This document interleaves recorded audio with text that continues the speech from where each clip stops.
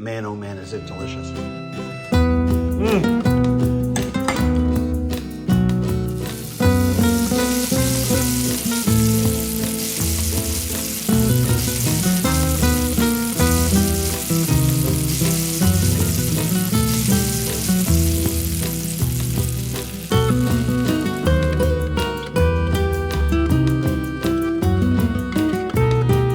This onion pasta tastes as good as it looks. You want to learn how to make it? Give me a couple minutes. I'm going to show you how. And literally a couple minutes.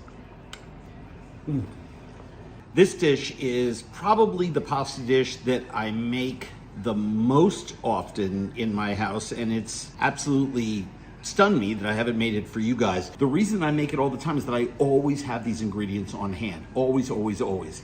Onions, some chili flake, a little butter, a little lemon, some garlic, some anchovies, some pasta, some good grating cheese, pecorino romano, reggiano parmesan, a little parsley, and it's fast to pull together. And I love it because of the history. It has its roots in classic Italian-American cucina povera. Not that they don't make onion pasta back in Italy. It's just that during the Depression era, Italian families here in the Midwest, Wisconsin, the Dakotas, Minnesota, who had come here in huge, huge, huge numbers. Some of the best Italian food in America and in American history is being cooked in St. Paul, Minnesota in the 1870s and 80s. You gotta trust me on this, historical fact. But so many of these families, by the time the Depression era had rolled around, weren't cooking for new waves of Italian immigrants. They were cooking for a lot of Lutheran Swedes and a lot of other Scandinavians. So, and then the Depression hit. So it was really, really, really important to create big bowls of pasta on the cheap. And what's cheaper in the Midwest than noodles and onions, right? So here's where it all starts. An onion and a mandolin, and just start slicing. I use about 4 or 5. I usually try to get about 6 cups of onions for every 3 or 4 portions. I've put 4 cups of olive oil into my wok. This is one of those rare exceptions where frying in olive oil is totally acceptable. Now, all of that action that you see on top of the oil is the water leaving the onions. And this is crucial. As you put it in, raise the heat, because we're putting cold onions into hot oil. And we just let this go. Now, frying or deep frying in my wok is, I love doing it because it seasons the wok better than anything. But I also have just the right amount of depth and surface area. As these onions cook, they're gonna wilt. And then they're gonna caramelize, and then all the water will burn away. And when all the water is burnt away, can't talk today, it's gonna start to brown. You can't brown in the presence of moisture. But just stand around, giving them a toss every couple minutes, be mindful, and then drain them onto a plate with some paper towels. And once this is done, the pasta comes together in a matter of minutes. Now these have cooked for about 6 minutes. That boiling there is not the oil boiling in the sense that water boils. That is water leaving the onions. Remember, water at 212 degrees and up boils.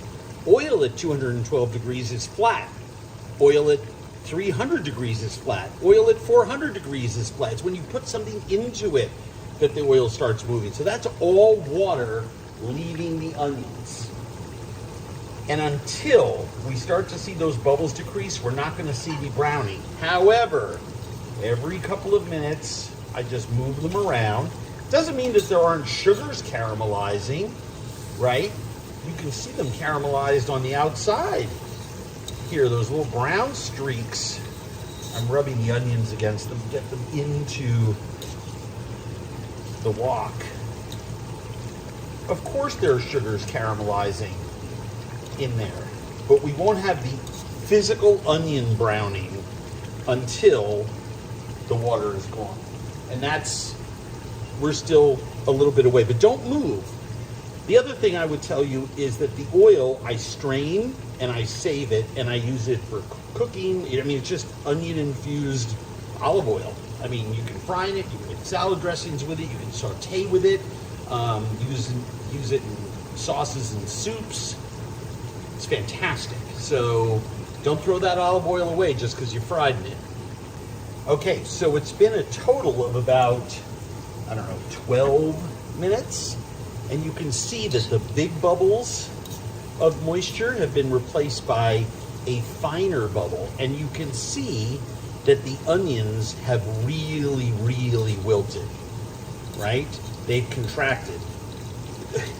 In these little cells of the onion, they are just plump with water.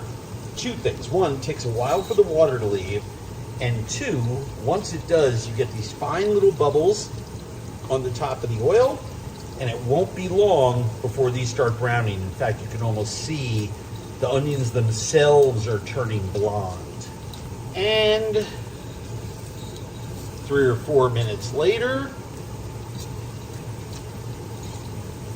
the bubbles are quieter. You can probably really see how many or how much of the onion is beginning to brown. All right, 3 minutes later, even browner. These have been frying for about 17 minutes total on a low, on the low side of high, on the high side of medium, but look at that color on the onions. We just want them dark enough to kind of get crunchy. And the minute I say that, you probably put it together why I love this technique so much, because if I took them out now, what would be the point of frying them? You might as well saute them until they're like this. They'd be brown but soft. I want them brown with some crunch on them. I mean, that crunchy fried onion flavor with this pasta mixture is just out of control. 90 seconds later, a lot of our onions are ready to come out, but not all of them. And that's why stirring at this point is so important. I mean, you can almost see it change color in front of your eyes. Look at this. That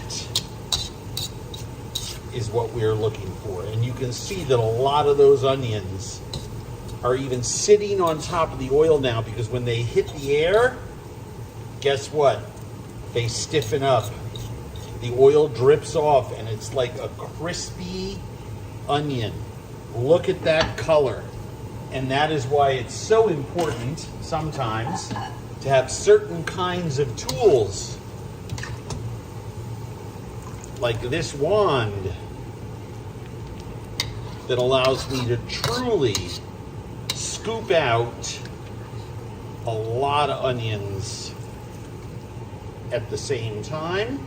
And we really do want to get all of the onion out of there. We don't want to leave burnt onion in the oil. We're going to turn that off. And look at those onions. Crispy. Well, they will be crispy when they've had a chance to dry. I'm going to transfer them to another paper toweling so they really dry out. All right.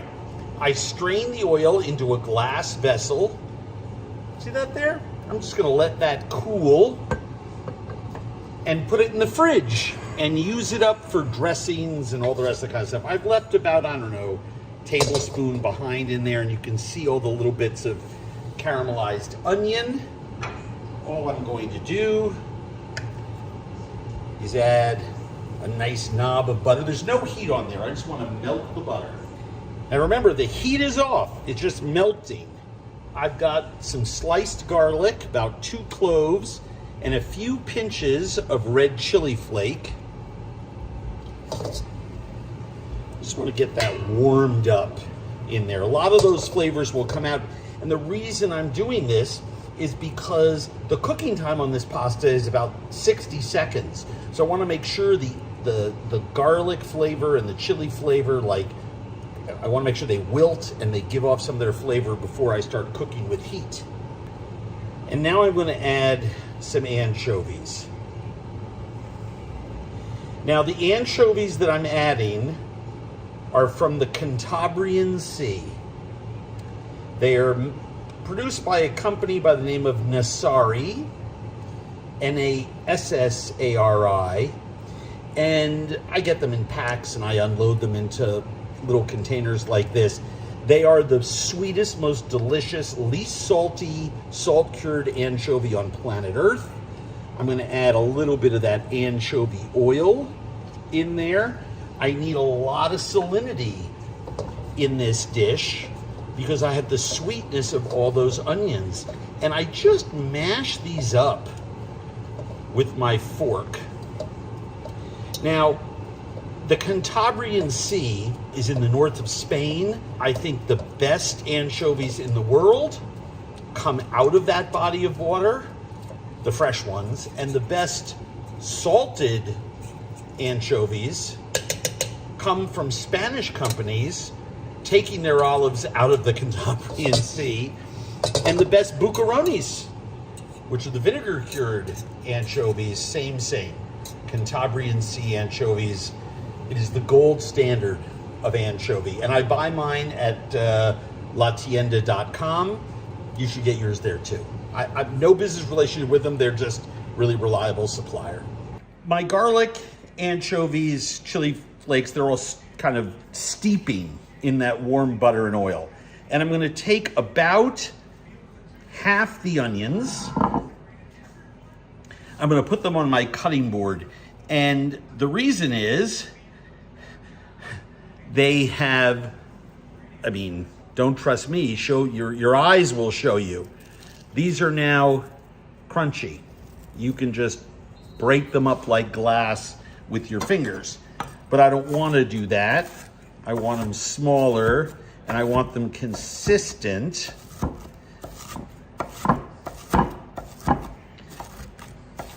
And so I am just going to pass my knife across this a couple times.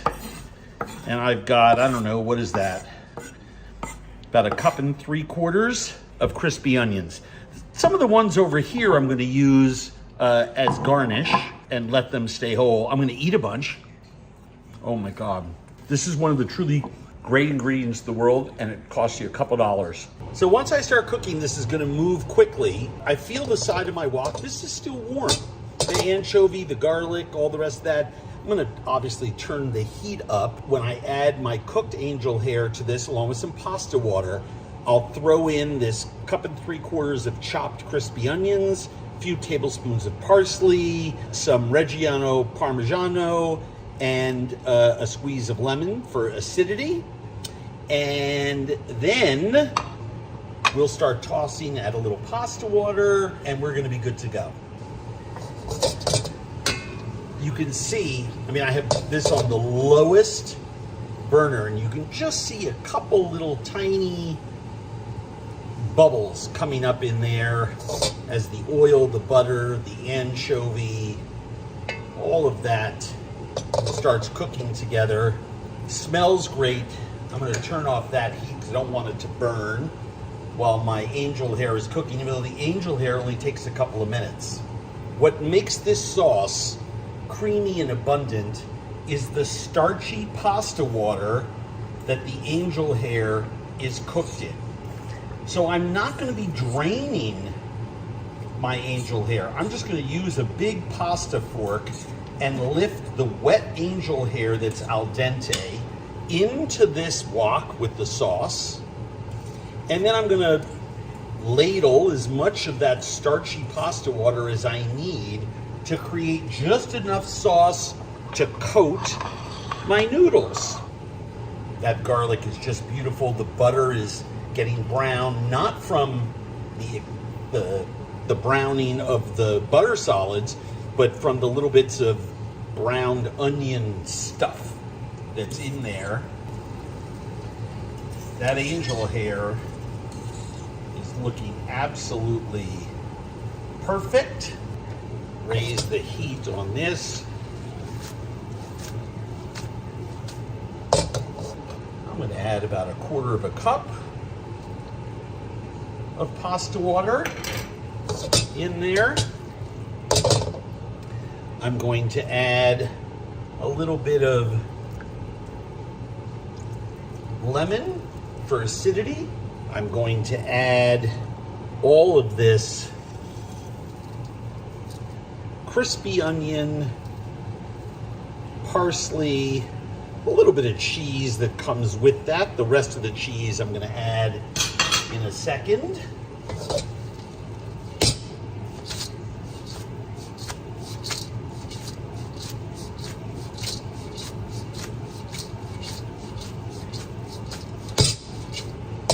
Look at that.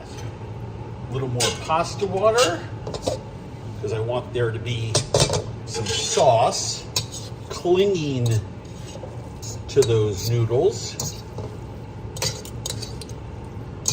I want it creamy with that sauce.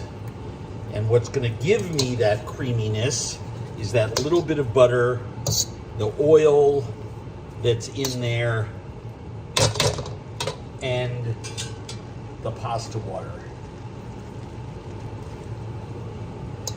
And I know that a lot of chefs talk to you about the value of pasta water.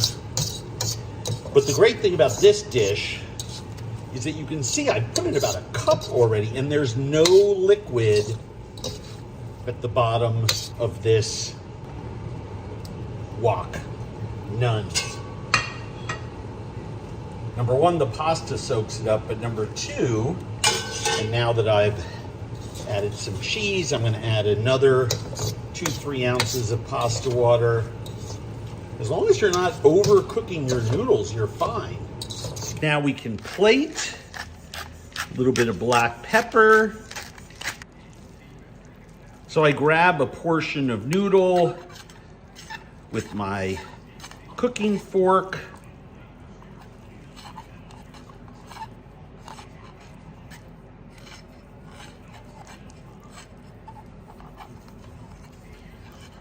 And then place that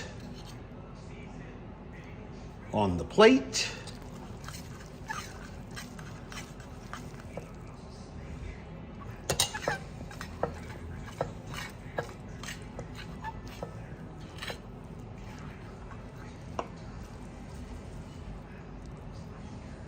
Ooh, this one was really high. Wow. I hope it holds up.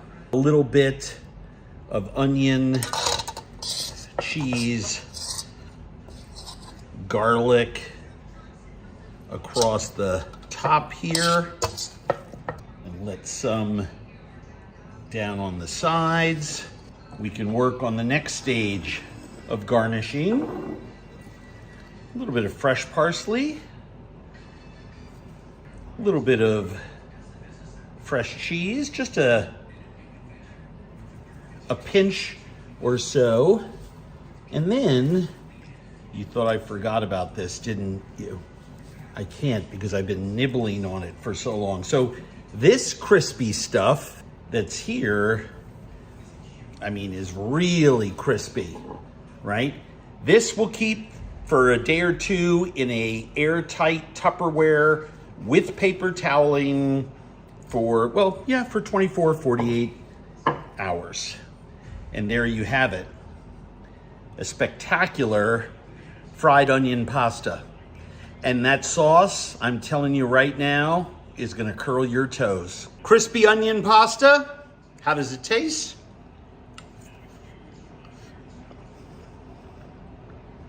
Creamy with the parm and pecorino and pasta water, faintly garlicky, just a hint of heat from the chili flake, the sweetness of the onion, both the chop that's gone into the sauce and gotten soft, as well as all those crunchy, crispy bits on the top. This right here is the easiest, tastiest, most delicious weeknight pasta dish that you will ever make. Fantastic. Okay, this pasta is called pasta all'assassina. It is from Bari in Italy, in the south, in Puglia.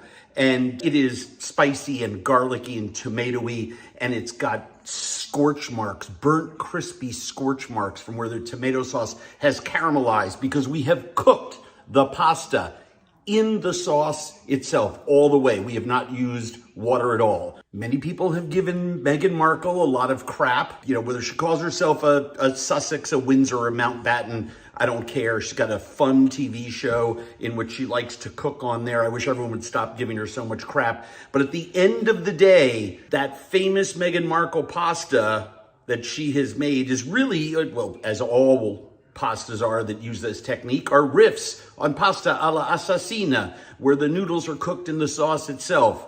And don't forget to make it with the caciocavallo cheese. You want to learn how?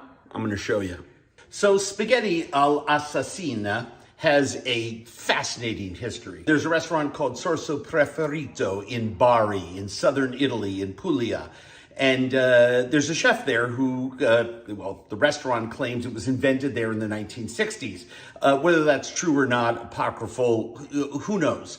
All that we do know is that this fiery, spicy, scorched spaghetti, which has to be charred in the pan to be real spaghetti all'assassina, is rooted in southern Italy, has been cooked there for a long time, often thought to have gone to restaurants after being away for grandmothers to reheat spaghetti that had been undersauced in a saute pan over open fire as much cooking was done. But at the end of the day, it wasn't Meghan Markle who first said, yeah, let's cook dried pasta. This is a traditional Southern Italian way of cooking, and it all starts with making the tomato sauce. So let's do that first, shall we? Throw some olive oil into a small pot. Add some chopped onion. Add some thinly sliced garlic. Add some basil leaves. Add 1 or 2 anchovies, minced, and a little bit of the oil that they were stored in. Just some lovely umami. Add a teaspoon of dried wild Italian oregano. You can use regular oregano, but the good wild Italian stuff, especially from Sicily, is my favorite. And at this point, you can give the pot a little stir, add some salt, water out of those onions, let it cook for another minute.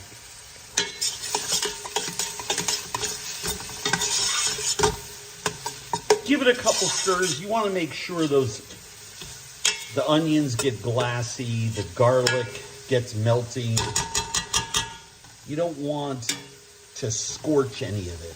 But once you see the pot has that thermal momentum and the onions are glassy and the garlic is soft and it's aromatic,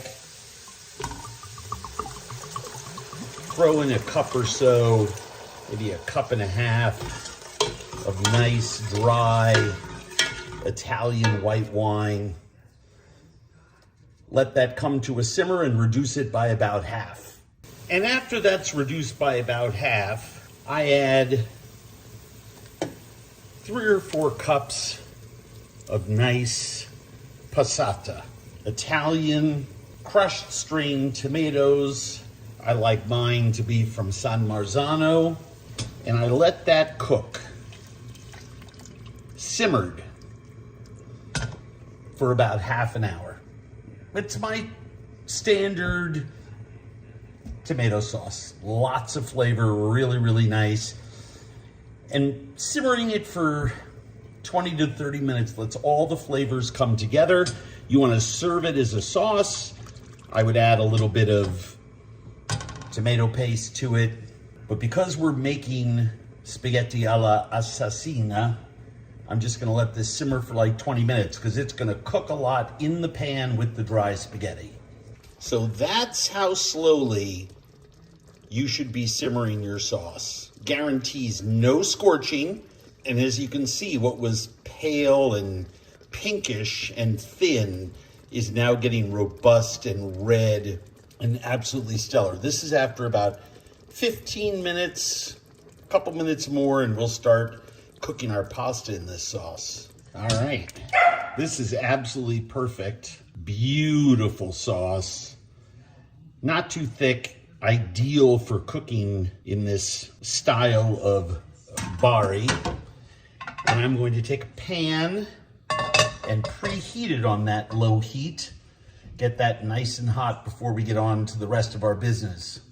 So I have two types of chilies here. I have, I don't know, a couple of pinches of dried Calabrian chilies, which are hot chilies from southern Italy.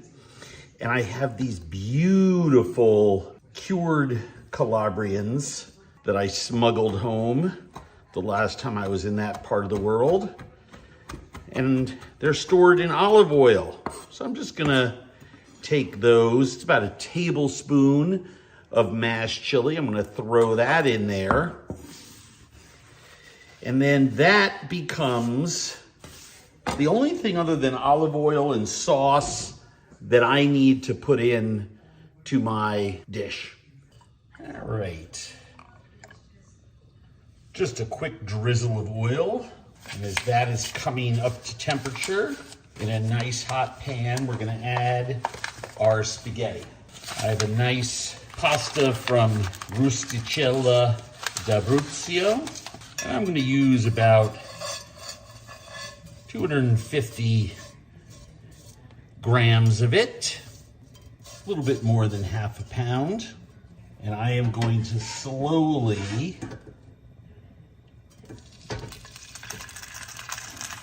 add my sauce.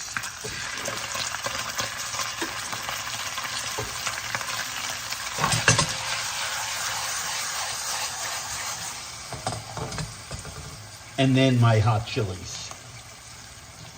Because this is, after all, the assassin's pasta, right? And we're just gonna let that simmer away. We'll turn up the heat at the end to actually scorch the tomato in the pasta. But for right now, we're just trying to cook the pasta in the sauce. So now this is cooked for a couple of minutes. I'm gonna add another ladle in there. And you can see that this liquid has evaporated.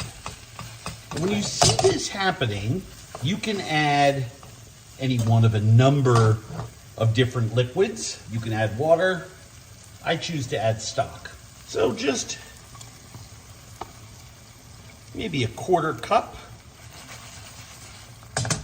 We don't want to interfere with the whole point of this dish, which is the slow cooking of the spaghetti in the sauce, and then the scorching of that tomato pasta, slow and steady. And another ladle of sauce. Essentially, what's happening is all the moisture from the sauce slowly cooks that pasta, and the solids are what scorches. And you can sort of see here around the edges where the solids are sort of sticking, and what little moisture there is coming up through. I can see the same thing in little places where I look around the pasta. That is little steam vents, and that steam means that we are cooking the noodles. As long as we see steam, we're cooking the noodles. As long as we see simmer points, we're cooking the noodles. This is not a negative comment. It almost comes together in the same way that like gloppy ramen noodles might. All right, before I turn the heat up and start charring this, let's see. Let's taste this and see if it's too crunchy or not. We don't want this too crunchy. We want it perfect al dente. Almost. All right. I can see all the liquid is absorbed. The pasta itself is probably just perfectly tender now. I'm just going to turn the heat up, drizzle another tablespoon or so of olive oil, season it with a little salt because it needs it.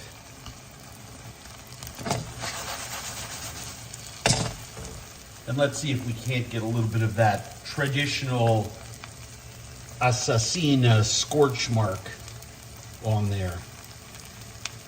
I think this is going to be a perfect batch. I can smell it, can see it. Look at this. That's what you're looking for. That kind of a char mark, right?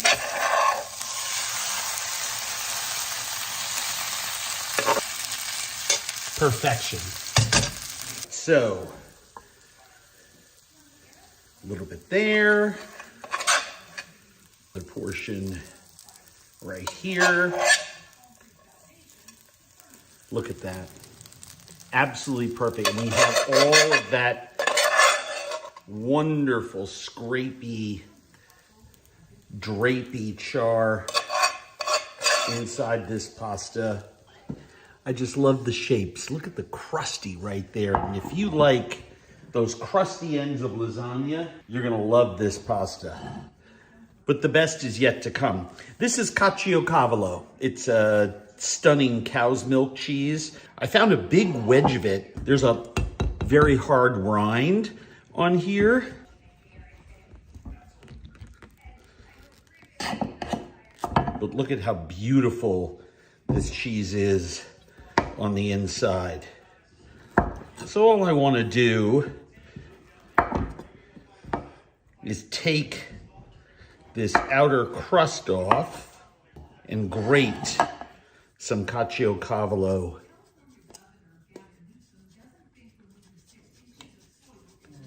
over this incredible pasta.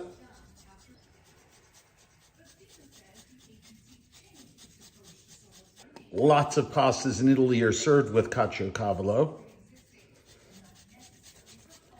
Pecorino Romano and Reggiano Parmigiano. Absolutely delicious.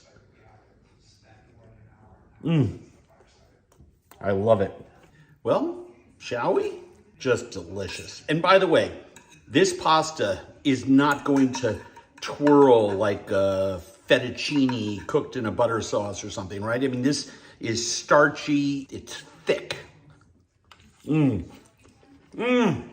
So many food people have said upon tasting this dish for the first time that it reminds them of reheating leftover pasta on too high a heat without enough sauce, and they're absolutely right. But man, oh man, is it delicious. You're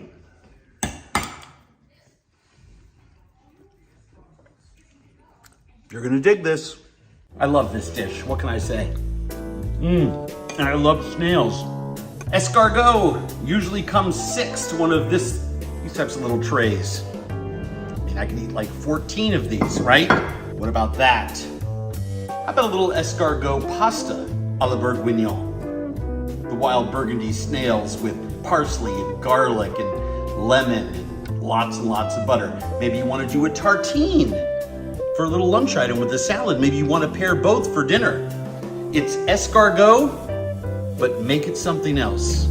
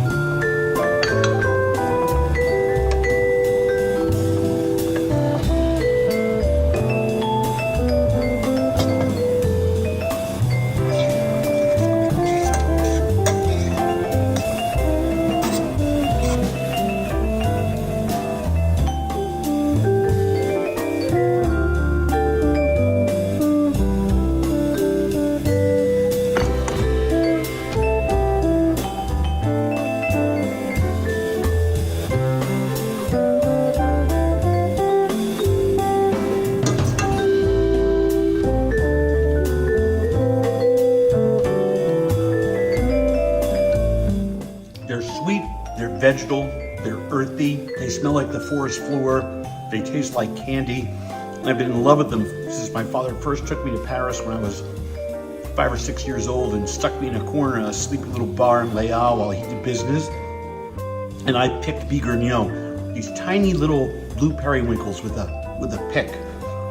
I love everything in the snail family. And I enjoy it with garlic and butter, but I don't do it in these little things. I do it where I can taste it all and get more parsley and more butter and more garlic. And that means over pasta or as a tartine, which is fabulous. Because you all love dunking bread into it, right? So why not do a tartine? Love this stuff. And you're gonna love it too.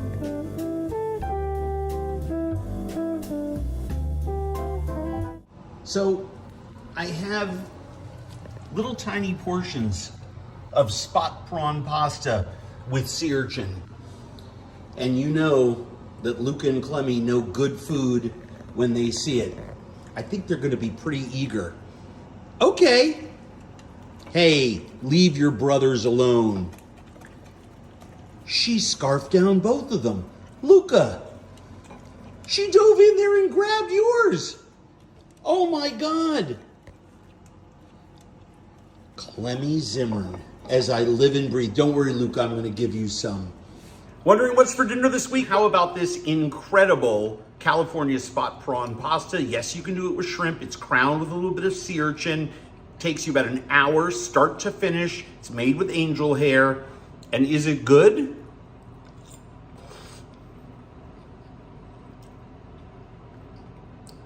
I think you can eat this every night you're not throwing some lamb chops on the grill. Want me to show you how to make it? Ready, set, go. So you can't make pasta this fantastic without impeccable seafood. And I have these gorgeous spot prawns from an epically well-managed fishery in the Northern Pacific off the coast of the United States. You can see with these red spots, they have, well, red spot prawns. They have a little white dot there and they have a white dot there and it repeats on the other side. That's why they're called spot prawns. These ones are absolutely gorgeous. How can we tell? Number one, the skin is nice and red. If they're aged or they've been improperly handled, they turn blackish, which is not good. And the real telltale sign, no melanosis of any kind that's turning the little fins black as well. But when you look at those fins, you can actually see, hard for me to get the camera to focus, those tiny little hairs. They're so fresh, they still have their feathering on their tails.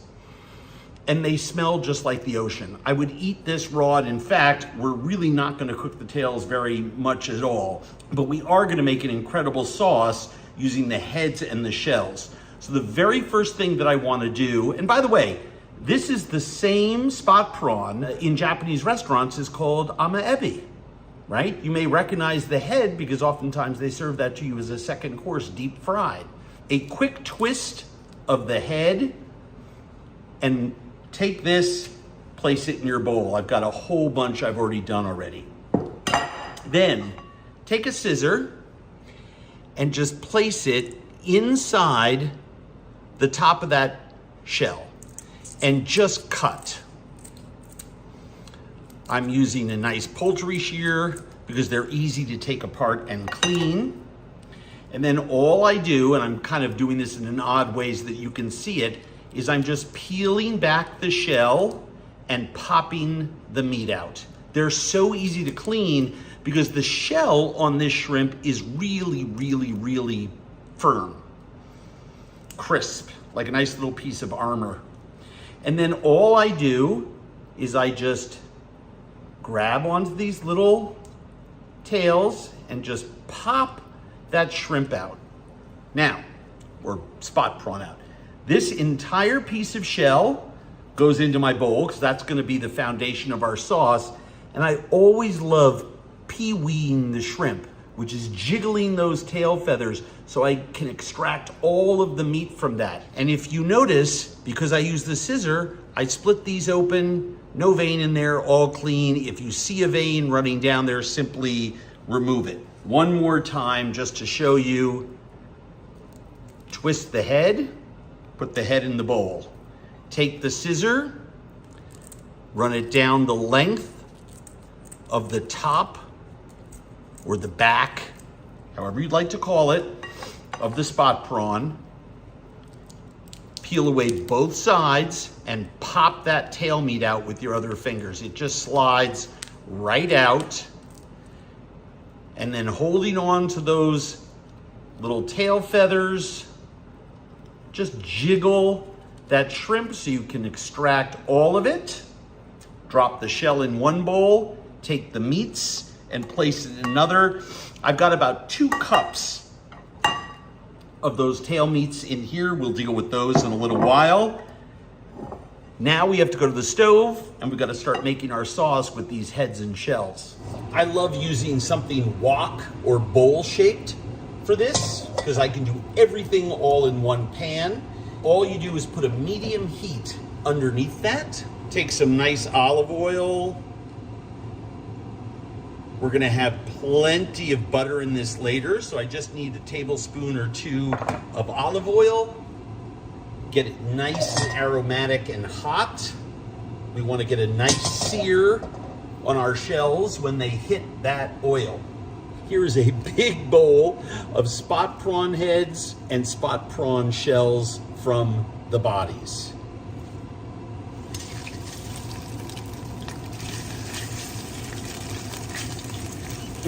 I can smell that. That is just, the smell of that hitting the olive oil is not to be believed. And we're just gonna cook those and get a nice sear on all sides. We do not want to scorch it. We want to use a medium heat. We don't want to use a high heat because we don't want to burn this and put a bitter taste in our sauce. Look at that nice sear we have on that side that was in contact with the bottom of the pan. Got a nice sear on those. And that's important. That first sear is important because no matter what these look like later on, the flavor of that sear is going to be in that pot. So, a little bit of crushed pepper, black peppercorns, a few smashed garlic cloves, 2.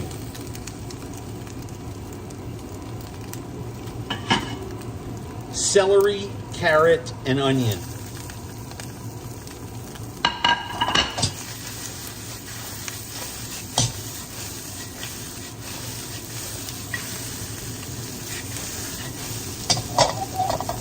Give that a nice little stir.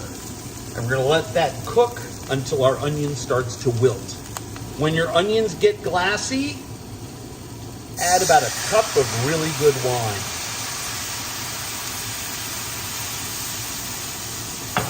Let that cook and let it reduce by about half. Now, with some sauces and with some dishes, I like to caramelize my tomato paste.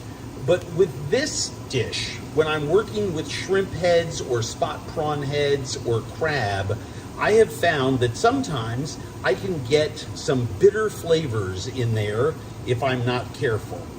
And I have found there's really not that much of a difference flavor-wise between putting a few tablespoons of tomato paste in now when my wine is reducing or whether I caramelize it with my veg. So I put it in now and we'll get that nice tomato flavor in there. We're also going to add some pureed tomatoes in a couple of minutes, but more about that in a second. The wine has just about gone down by half, and I'm going to add a few cups of a really nice, maybe about a cup and a half, 2 cups of a really nice homemade fish broth. Now, you can use fish stock. I happen to love making fish broth and using that as a basis for what I'm working with here for this sauce, and the reason is I get so much depth of flavor.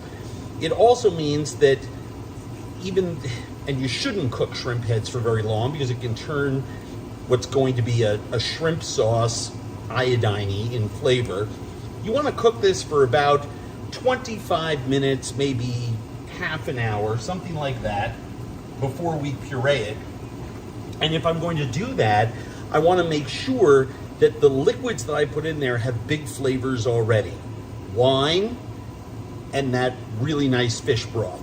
You can always buy fish broth at a seafood store. There are some really good boxed versions, believe it or not, these days. You can use clam juice and use it with a little bit of fish broth. But I tell you, whenever I buy snapper, bass, other white-fleshed fish, halibut, I always save the bones or the head, or just ask your fishmonger. They may even give you one, and make some stock from it. You'll have a couple quarts in your freezer to use when you're working with a sauce like this. And I'm just gonna stir my tomato paste in there.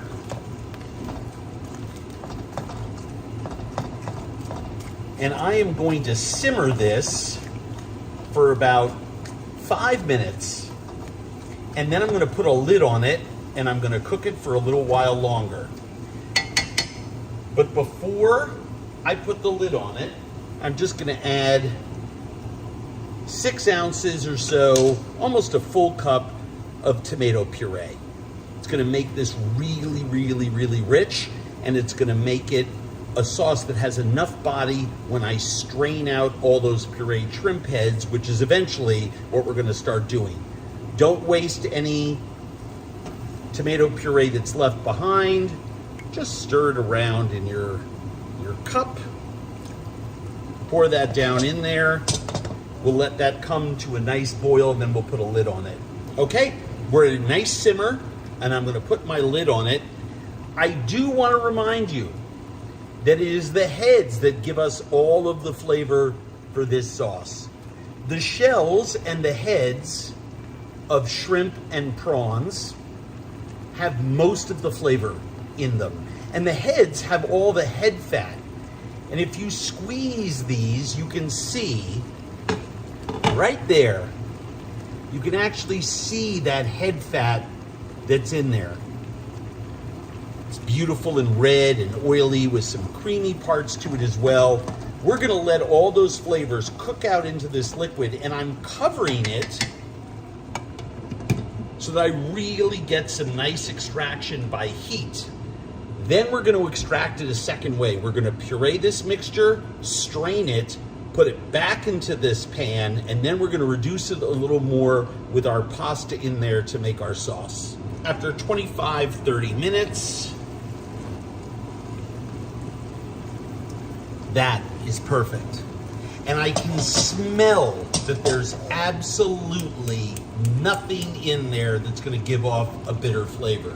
So I just turn off the heat, and then we're gonna puree this, we're gonna strain this, and we're gonna put it back into this pot to let it reduce a little bit. If you know me, you know I love my immersion wand, my blending stick. Turn it on and let it rip.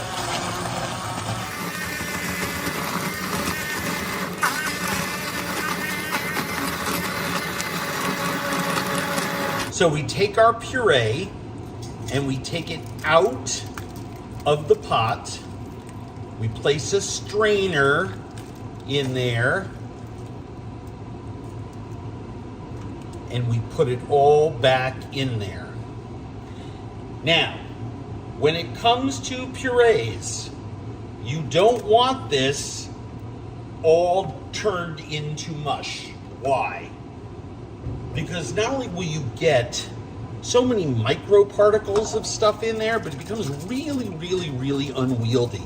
I see so many people struggling with this, really kind of over pureeing in a sense. Broken up like this, nicely broken up, is pretty much exactly what I like. Remember, I have eyes, I have other organs and stuff like that in there. If you puree it into essentially a smooth, homogeneous paste, not only is it difficult to pass, but it has a tendency to get bitter. So all I do is take a spatula and press down on my solids. Makes it so much easier when I don't have a homogeneous paste. I'm doing this late at night and I can't talk. Even the dogs know it. Pressing down on the solids is probably the most important part of the job, because you really want to extract every bit of juice in there. And I find that folding it over a couple times really, really helps. The other thing that helps is making sure you go along the bottom of your strainer and getting all of those lovely little textured bits of vegetable and prawn head that you can. I actually have behind me, and I really should get it, I have this giant circular weight that I could push down on there, but then you're not going to make it because you're going to say, well, I don't have one of those, so this is too hard. So I want to show you how easy this is, just with your immersion wand, and pull all of that luscious liquid out of it. Now remember, the only liquid that went in there was a cup of wine and about a cup and a half of stock. And look at that beautiful, beautiful sauce. But more importantly, look at the body. It's viscous. It's about the texture of oil. So it's not going to take very long to reduce. So there is that beautiful, beautiful sauce, or the beginnings of it. And I'm just going to taste it. Oh, sweet. It's like biting into a spot prawn. It's absolutely perfect. Not too vegetal. Perfectly balanced. Really, really deeply tastes of spot prawn, which is what we were after the entire time, right? Now, we're going to season it while it reduces. I have a low heat underneath there. It should come to a simmer fairly soon. I'm just going to put some basil leaves in there. I'm going to put a little bit of parsley. I happen to love the bitterness that parsley gives to a sauce like this. I'm not going to season it with salt until the very end, because as this reduces, because it was made with the spot prawn shells and heads, it's going to get a little saltier naturally, right? So we're just going to let that come to a simmer, maybe reduce by 10-15%, and we're going to add our barely cooked pasta to that. What do I mean by that? I'm going to take some angel hair, and I'm going to put the angel hair into this pot of boiling water for about 60 seconds, just so that I can fold it. And then I'm going to cook it in that spot prawn broth. What's that going to do? The starch from the pasta is going to thicken the spot prawn broth, and the spot prawn broth is going to go in to those pasta noodles. And I'm going to season it with these stunning spot prawns, the meats, a little bit of shallot and a little more parsley. Then we're going to plate it up, and I have a little surprise for how we're going to garnish this thing. All right. Water. Salt. We want that water to taste like seawater. In a couple minutes, that's going to start boiling. We're going to blanch our pasta in it, and then we're going to put it into our simmering spot prawn broth to let it finish cooking. Water is boiling, and in goes my angel hair. And as you can see over here, I've changed burners. I have my sauce just simmering over there. It's just been a couple of minutes. It's literally been 30 seconds. You could break these noodles if you want. I'm just putting them into this incredible liquid here. And we're actually gonna cook it all in there. I have about 3/4 of a pound in there. Make a couple of portions.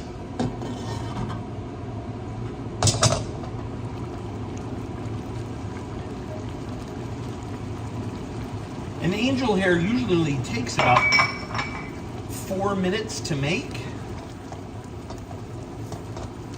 but it's gonna make this sauce nice and starchy and cling onto there. And we're reducing the sauce by volume because it's simmering. The liquid is being absorbed by the angel hair. And at the same time, the starch is thickening it. So we have like 3 things happening at the same time. The pasta is still way too al dente to eat, but I'm gonna add my shallots. Why am I adding the shallots now? They'll be soft in 45 seconds. I love the flavor of shallots. And I love the flavor of a just cooked shallot in this. And the last thing that we're gonna do is we're gonna add our spot prawns. Remember I said, a lot of you know this as ama-ebi, the Japanese sweet shrimp. We're gonna put them in there and just let the heat of the pasta cook them. I'm gonna add a tablespoon or 2 of butter. Just make this sauce a little elegant. Let that butter emulsify. The one thing every time I teach someone how to make this at my house or in a cooking class that sort of boggles everyone's mind is how we can go from having, 2 cups plus of this liquid, and just by cooking our angel hair in there, guess what? That sauce is tight around there. I'm gonna season this. Our pasta water is seasoned. Now it's time to season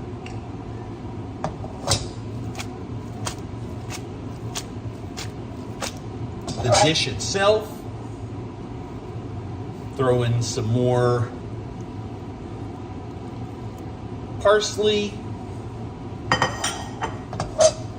And then, because this only has another minute or 2 to cook,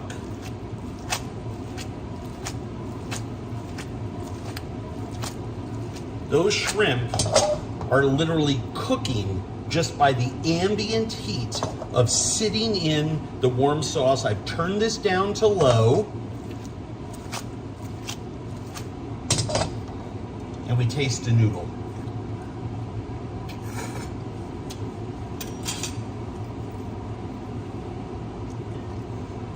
It needs to cook for another minute or so. So I'm gonna add about 3 ounces of the starchy pasta water.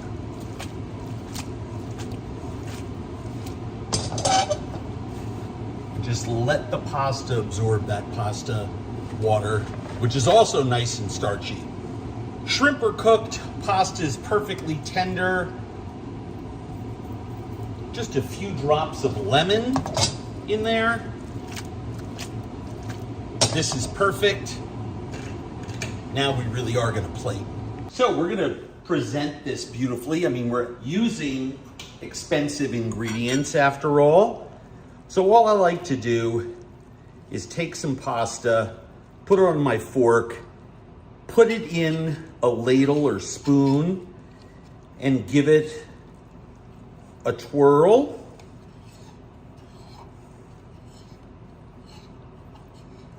It's just like your mom taught you to do it as a kid with spaghetti. But that way it sits up nice and high, right? Again, just place it into the base of the ladle and turn.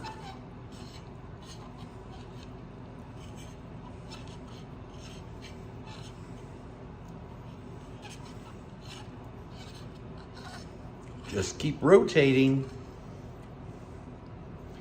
and just pull that fork out. Then what we want to do is put a couple of shrimp, which, by the way, why do I keep calling them shrimp? Put a couple of the spot prawns around the pasta.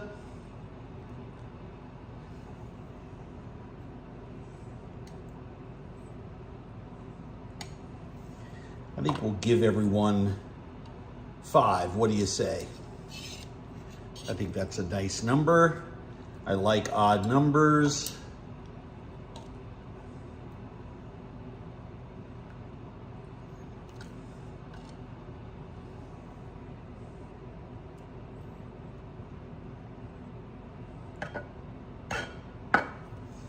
One more. Whoop. And then I just push my pasta to the side, take my ladle, put some sauce on there, and then if you want to neaten up any of this, by all means go ahead. I don't think there's anything wrong with a little sauce around the fish like that. We don't need to get into analysis paralysis and get too plate wipey at home. But I happen to have some beautiful California sea urchin. The spot prawns and the sea urchin came to us courtesy of my friends at eFish, e-fish.com.